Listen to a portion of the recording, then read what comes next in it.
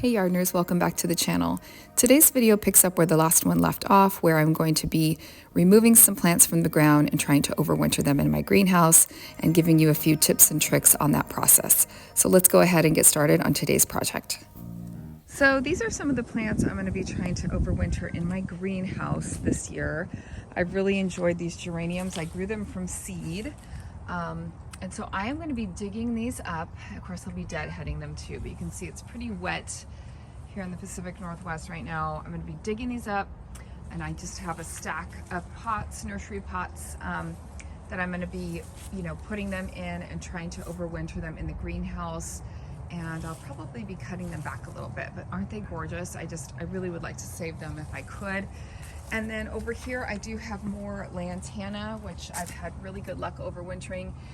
I've got mums that are done. I'm just gonna pull those out and discard them. I'm not gonna try to overwinter the mums, but I am gonna try to overwinter the Lantana. So not the mums, but yes, for the Lantana. So I have, I think 1, 2, 3, 4 of those. And then geraniums, gosh, I'm not sure how many I have. I think I have 6, something like that. So I'm gonna get on into this bed and clean this all up. Yeah, and just kind of get it tidied up for this season. I'm probably also going to discard that pumpkin. We'll see. So this is my next item of business this afternoon.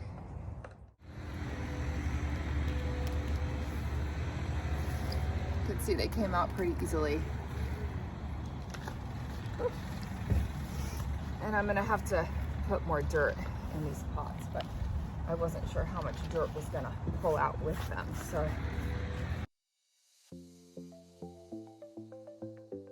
So geraniums are a pretty easy plant to try to overwinter. So if you have some planted up in containers or hanging baskets, or even like I do here in the landscape, dig them out, put them in a heated garage or a shed, or even bring them inside as houseplants, and you can use them in your garden again next year.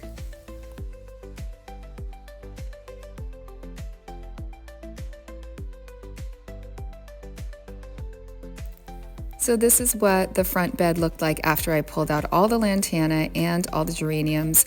I ended up using the pumpkins as a little decorative element since it is still technically fall in the Pacific Northwest. And my containers on this side of the front walk are looking pretty awesome still, so I'm going to leave those as is for today. Okay, well here's what I was able to save from the front. I've got all the geraniums here, and my next plan is I'm just going to cut them all back, get all the flowers off there. And then I was able to get 4 Lantana and I think 6 geraniums.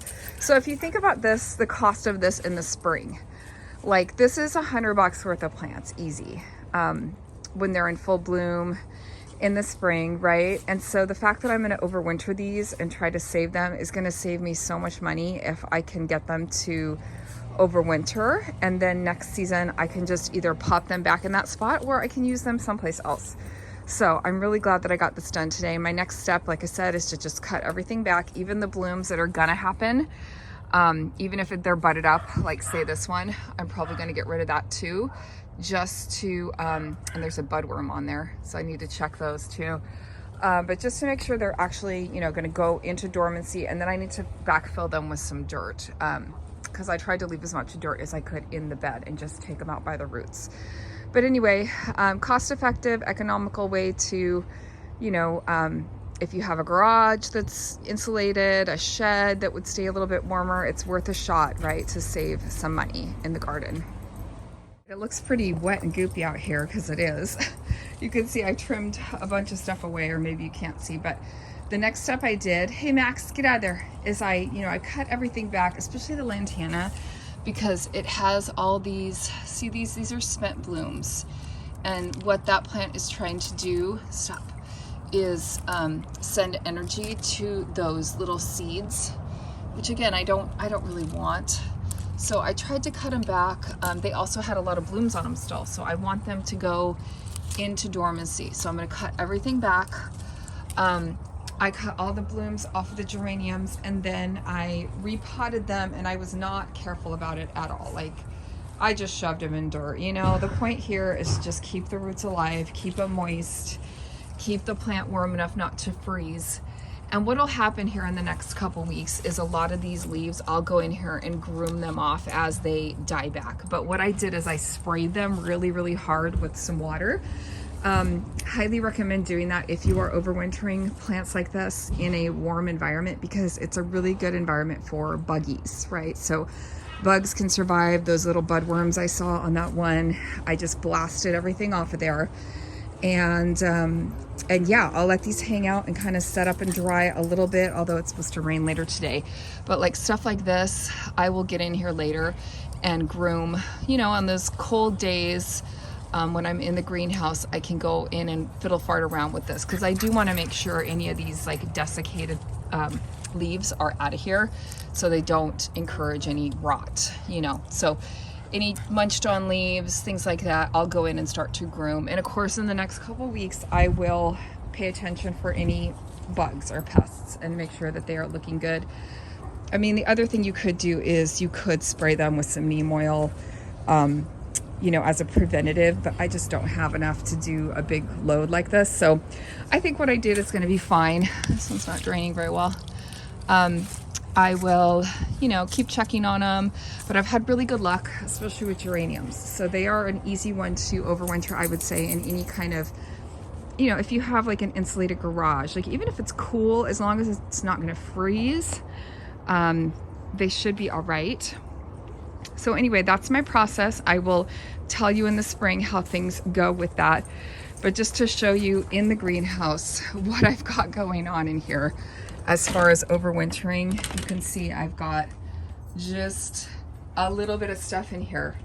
And this is kind of what I use my greenhouse for. I mean, I do all my seed starting inside my house for spring, but right now it's just loaded. It's just loaded with stuff. Again, more lantana. I need to cut these back, but I can do more precise grooming later.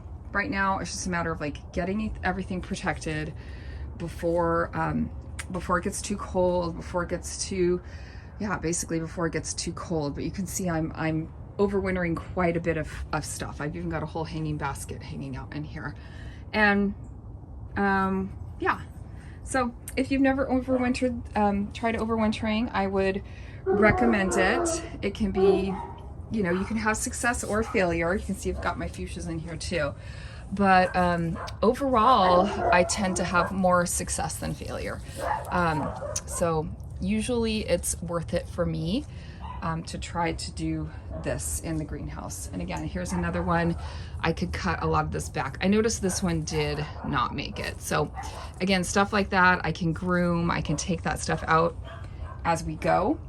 This one's fully blooming, so I kind of just let that one go. But you know, leaves like this, you need to be a little extra careful when you've got things indoors to make sure you're not inviting any like mildew. That's one thing that's a little hard with overwintering in here, is it is warm, it's damp, and so mildew likes to get in here.